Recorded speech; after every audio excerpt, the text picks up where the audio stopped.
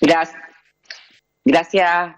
presidente, señorías, consejero, buenos días. Y buenos días también a todos los medios de comunicación y a todas las canarias y los canarios que nos siguen vía streaming. Un día más, quiero iniciar mi intervención expresando en nombre propio y en el nombre del Grupo Parlamentario de Nueva Canaria nuestro sincero afecto a todas las familias que tienen algún miembro ingresado en el hospital y nuestras condolencias a todas las personas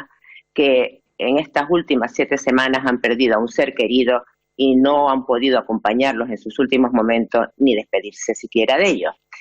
Manifestar también nuestro profundo agradecimiento a todos aquellos que con su trabajo, poniendo en riesgo su salud, se dejan la piel para que el resto de la ciudadanía pasemos este confinamiento pues con las mayores garantías precisas. Y por supuesto, también a las canarias y a los canarios que con su ejemplaridad en el comportamiento durante este periodo de confinamiento, ejemplaridad que esperemos sirva para poder materializar el tan ansiado plan de desescalada presentado por el Gobierno de Canarias ante el Gobierno de España.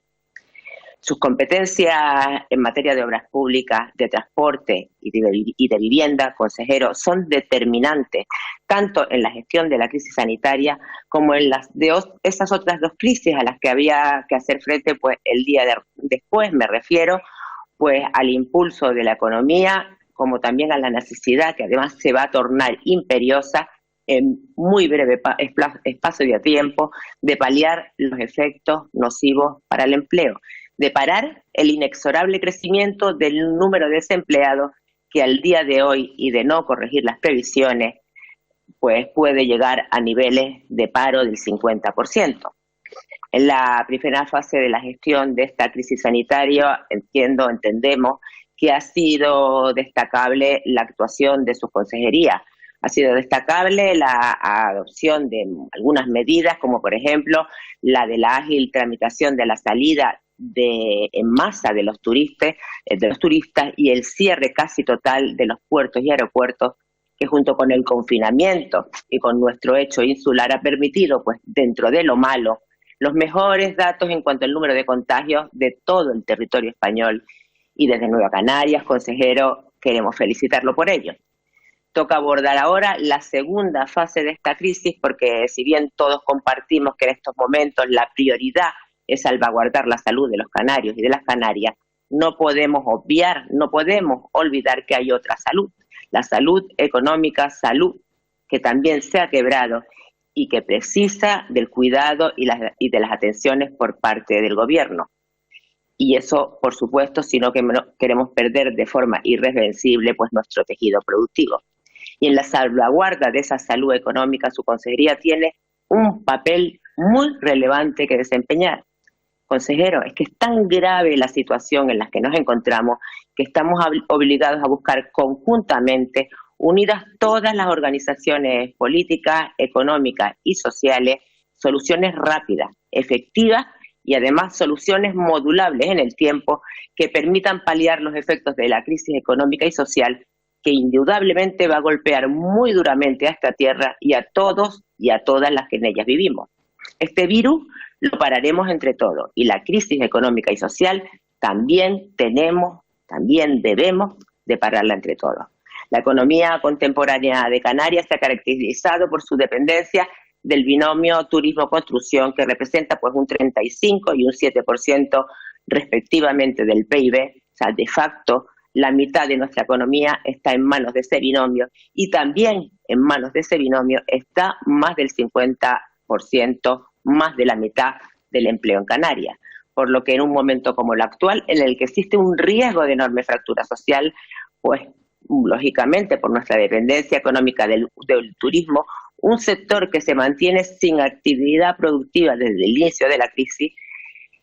y aún lo que es peor si cabe, pues que no se va a recuperar de forma inmediata, por lo que es fundamental que los poderes públicos estimulen la economía, que estimulen la inversión en obra pública, en lo que a su consejería compete, consejero, pues estimular la inversión en carreteras, en puertos y más prioritario aún si cabe, en la construcción de vivienda pública. Una prioridad que viene determinada pues en su doble vertiente, la de impulso de la economía y la del apoyo social, una cuestión que ya era uno de los mayores problemas a los que se enfrentaba Canarias desde mucho antes de la crisis del COVID-19.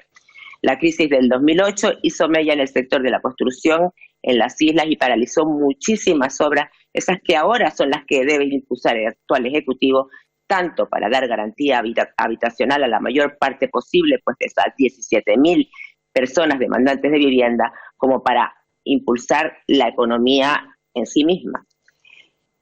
Insisto, ahora, justamente ahora, que el sector privado no puede tirar del carro y el turismo tendrá, en el mejor de los casos, un lento despegue, debe ser la inversión pública la que debe imperar. Hace 10 años, además, que no se construye vivienda pública en Canarias y esta comunidad no ha contado con un plan de vivienda actualizado desde el año 2012. Con lo que quiero decir, para resumir, que con COVID o sin él, ya toca vivienda pública en Canarias. Se ha anunciado por parte de su consejería, pues por un lado, la puesta en marcha del procedimiento telemático de concesión de ayudas al alquiler, pues por un importe de 5,3 millones de euros a las personas arrendatarias de vivienda habitual que como consecuencia del impacto económico y social del COVID-19, pues tengan problemas transitorios para atender el pago parcial o total del alquiler.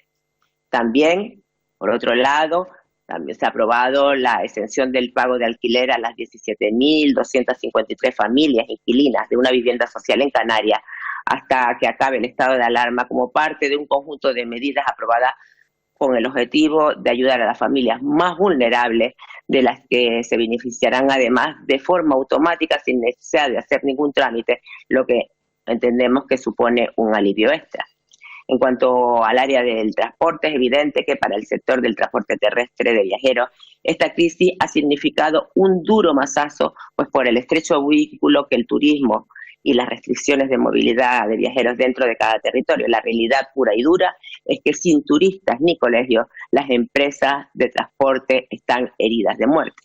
4.350 guaguas paradas y 6.652 trabajadores en ERTE. Cero ingresos, pero un nivel de gastos que hace insostenible la viabilidad de muchas de esas 170 empresas dedicadas al transporte escolar y turístico, que pone en riesgo además su vuelta al trabajo, pues cuando ya se haya superado la pandemia.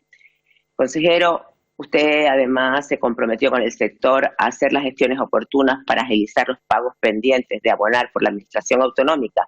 pero la realidad es que a algunas de las empresas de transporte escolar aún no se les ha efectuado el abono del mes de febrero y a la totalidad del sector se le adeuda el mes de marzo y lo peor es que la consejería les ha anunciado que hasta finales de mayo o junio no se les va a pagar. La Consejería de Educación tampoco ha adoptado acuerdo